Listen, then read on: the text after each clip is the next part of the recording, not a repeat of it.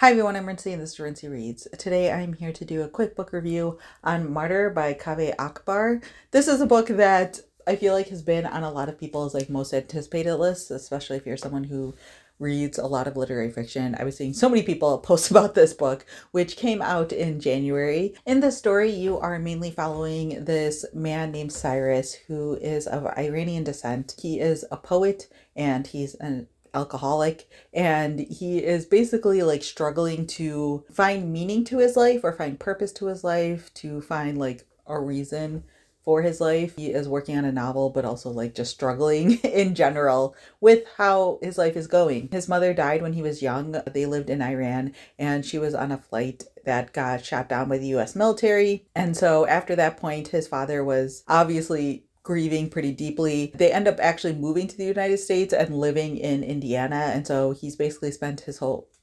recent adult life in Indiana. And one of the things that he is trying to do is grapple with his mother's death. At the beginning of the book, he talks a lot about the fact that his mother's death was somewhat meaningless in the sense of she was just one of 290 people who died. You know, he calls it a rounding error. And he wants it to be a thing of when he dies, it means something. And so he's kind of grappling with all of that and with his past and his family's past and things along those lines. When he finds out that there is this artist who is doing an exhibit in New York City around death, and so he travels there to kind of continue his exploration around death. But the majority of this book is basically about Cyrus just trying to figure his life out as, you know, a 20-something-year-old poet who doesn't really know what he wants to be doing or how he wants to be living. So yeah, that's I feel about as good of a plot summary as I can give, because as with a lot of literary fiction books, it's not really about the plot. So this is a book that I picked up because I was hearing so many people talk about it.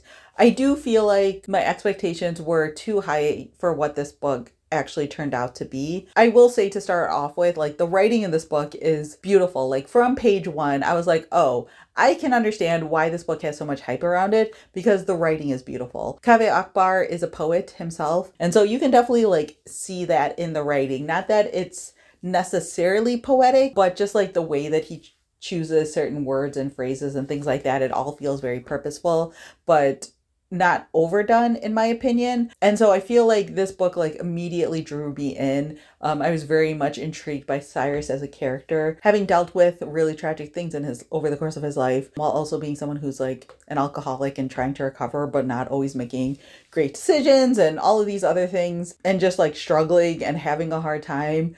You know, it just feels very real and raw and just exposed almost, in a way that as a reader is really appealing, because you very quickly become very intimate with the main character of this book. And so I feel that is the best part of this book, his storyline and his journey of discovering who he is and who he wants to be, and finding purpose in life, and all of these things that he's struggling with feel very realistic and accurate and understandable. You feel very empathetic towards him, even though he makes bad decisions over the course of this book, or you see him making bad decisions. But the way that this book is structured, I think, is the downfall. It feels very fragmented. There's a lot of time jumping almost. It feels there's one storyline, which is the one that I basically summarized, that is kind of the present day storyline that you're following. But there's a lot of flashbacks to times in lives when Sirius was younger, which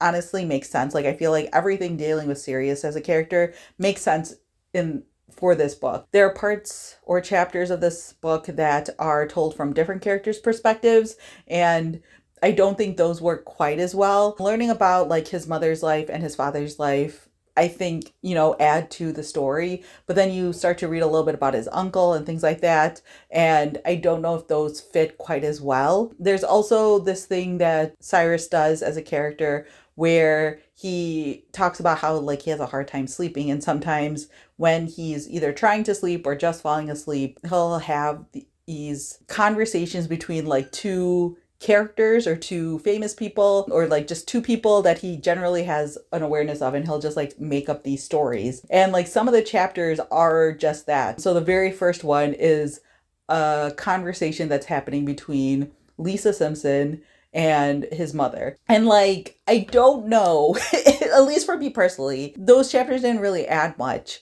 I know that you're somewhat getting some insights or additional insights into Cyrus because like these are all pretend conversations that are happening in his brain. But personally, I didn't find them very compelling. Those were the parts of the story where I felt like I was getting pulled out quite a bit. And I just was like less intrigued by those plots. And I think that especially the farther in you go, there are times where it just feels like the main plot of the story is progressing in a way that's really compelling, but then you would have all these diversions. And I just kept being like, I don't care about these diversions. I want to get back to the main plot. And this is often a me problem with books, and especially like literary fiction books, where if there's multiple points of views or there are like these sort of like time jumps and skips and it feels like things aren't quite connected to each other, I can kind of like lose my interest in a book. And I have a hard time with books that feature multiple perspectives a lot of times, because there's usually one that I